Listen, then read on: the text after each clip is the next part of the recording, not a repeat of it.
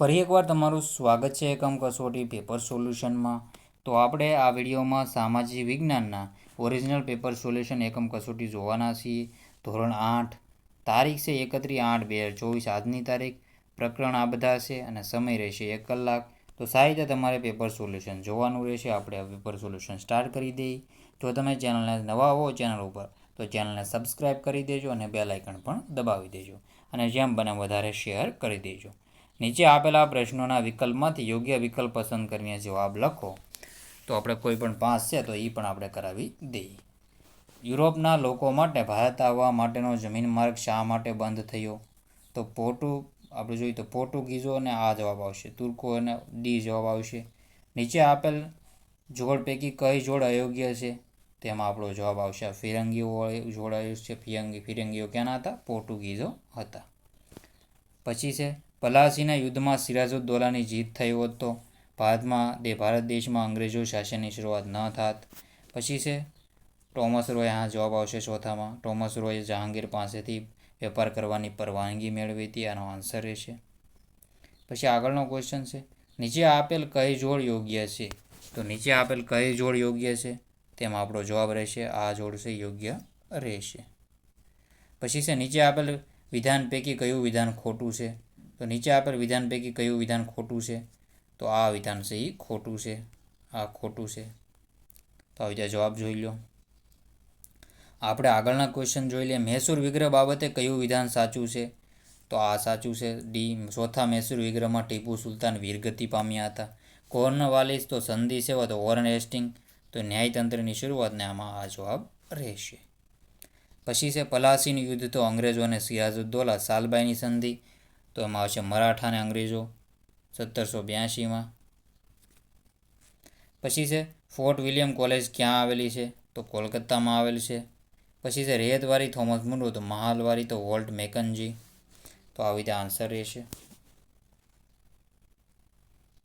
આગળના જો ક્વેશ્ચન જોઈ લઈએ. ગળી ઉત્પાદન બાબતે નીચેનામાંથી કયું વાક્ય સાચું છે? તો આ આવશે ગરમ પ્રદેશમાં. ભારતમાં પોર્ટુગીઝની રાજધાની કઈ હતી? તો ગોવા હતી. કઈ યુરોપીય પ્રજા સાગરના સ્વામી તરીકે ઓળખાતી? તો પોર્ટુગીઝો સાગરના સ્વામી તરીકે ઓળખાતા હતા. બિરસા મુંડા બાબતે નીચેનામાંથી કયું વિધાન સાચું છે? યુરોપમાંથી ભારત આવનાર પ્રજાનો યોગ્ય ક્રમ આ રહેશે: પોર્ટુગીઝ, ડચ, અંગ્રેજો અને ફ્રેન્ચો. જમીન મહેસૂલ વસૂલ કરવાના ઇજારા કોને મળતો હતો? તો મિત્રો જો વધારે રકમ આપતા એને મળતો હતો. નીચે આપેલ કઈ જોડ યોગ્ય છે? તો આમાં મિત્રો સ્પેન અને ઇટાલી આવશે. યોગ્યમાં આવશે આ લબાડિયા સમુદાય આંધ્રપ્રદેશના, એ આન્સર સાચો રહેશે. બાકીના ક્વેશ્ચન હવે આપણે જોઈ લઈએ. અન્નના ભંડાર તરીકે આમાં આવશે કાયમી જમાબંધી. નીચેની ખાલી જગ્યા પૂરો. તો ખાલી જગ્યા તમારા સાહિત્ય પૂરી લેવાની રહેશે. આમાં જવાબ આવશે સુરત. પછી આમાં આવશે આવવાનું વેપાર એનું મુખ્ય કારણ હતું. પછી આમાં છે નવ જાગૃતિ. પોલીસ તંત્ર અને ગવર્નર. પોલીસ તંત્ર કોણે? કોર્નવાલિસે શરૂ કર્યું હતું.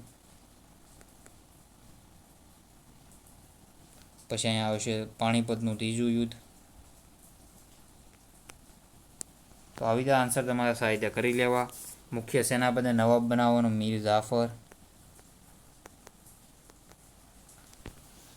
સાહિત્ય મિત્રો તમે આના આન્સર જોઈ લેજો અને ચેનલને સબસ્ક્રાઈબ ન કરી તો ચેનલને સબસ્ક્રાઈબ કરી લેજો. કપાસ એ પશ્ચિમ ભારતનો મહત્વનો પાક હતો. બાકીના ક્વેશ્ચન હવે આપણે જોઈ લઈએ. પેશવાનું મુખ્ય મથક છે પુણે હતું. એમાં ખોડ જનજાતિ આવશે. તો આ સાહિત્ય બધા ક્વેશ્ચનના આન્સર તમારે જોઈ લેવાના રહેશે. આ પલાસીનું યુદ્ધ તમને છે ને પુસ્તકમાંથી મળી જશે. આ બધાના ક્વેશ્ચનના આન્સર તમને પુસ્તકમાંથી આપેલા છે બેઠા સ્વાધ્યાયમાં.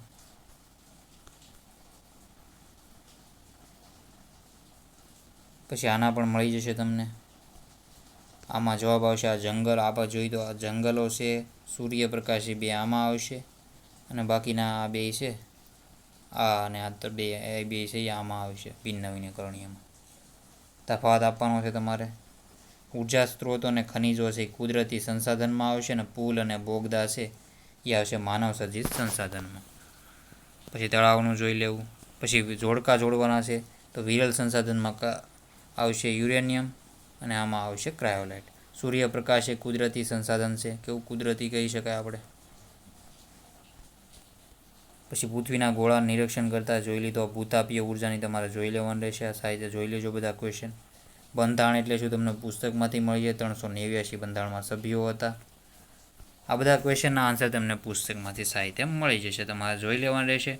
જો મિત્રો પેપર સોલ્યુશન સારું લાગે તો ચેનલને સબસ્ક્રાઈબ કરી દેજો. તો મિત્રો વિડીયોને એન્ડ કરીએ છીએ. જય હિન્દ, જય ભારત.